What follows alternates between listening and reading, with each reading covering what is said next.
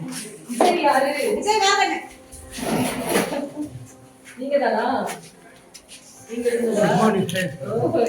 வணக்கம் சொல்லுங்க. வணக்கம் வணக்கம் மேடம். உங்களை பார்க்கறது தான் வந்தேன்.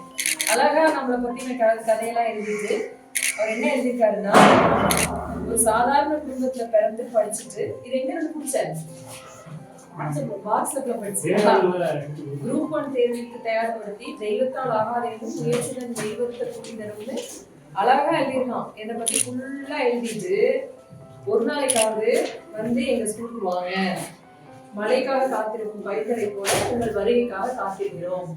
நாமக்கல் மாவட்ட ஆட்சித்தலைவர் திருமதி துர்காமூர்த்தி அவர்கள் மாணவர் ஒருவரது கோரிக்கையை ஏற்று எருமப்பட்டி அரசினர் மேல்நிலைப் பள்ளிக்கு சென்று மாணவர்களுடன் கலந்துரையாடிய நெகிழ்ச்சியான காட்சிகள் இணையத்தில் வைரலாகி வருகிறது.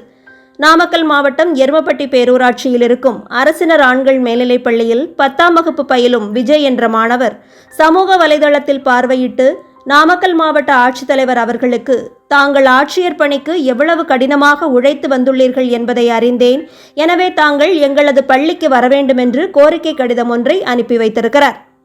இந்த மாணவரின் கோரிக்கையை நிறைவேற்றும் வகையில் எருமப்பட்டி பேரூராட்சியில் ஆய்வுப் பணிகள் மேற்கொண்ட போது அங்கிருக்கும் அரசினர் ஆண்கள் மேல்நிலைப் பள்ளிக்கு சென்று மாணவன் பயிலும் வகுப்பறையில் செல்வன் விஜய் அவர்களை சந்தித்து ஆட்சியர் கலந்துரையாடியிருக்கிறார். அந்த நேரத்தில் மாணவர்கள் தொடர்ந்து முயற்சிகளை மேற்கொண்டு பல்வேறு சாதனையாளர்களாக வரவேண்டும் என்று கூறி ஆட்சியர் கண்கலங்கிய காட்சிகள் இணையத்தில் பரவி வருகிறது. தமிழ் எழுதலாம், தாராளமா தமிழ் எழுதலாம். தமிழ் எழுதுனவங்க தான் நிறைய பாஸ் ஆகிருக்காங்க. எனக்கு டைரக்டா கிடைக்கல, ஐஏஎஸ் கிடைக்கல. நான் ஒரு 15 வருஷம் இப்போ குரூப் 1 இருந்துதான் இந்த வருஷம் நான் கலெக்டர் ஆகிருக்கேன்.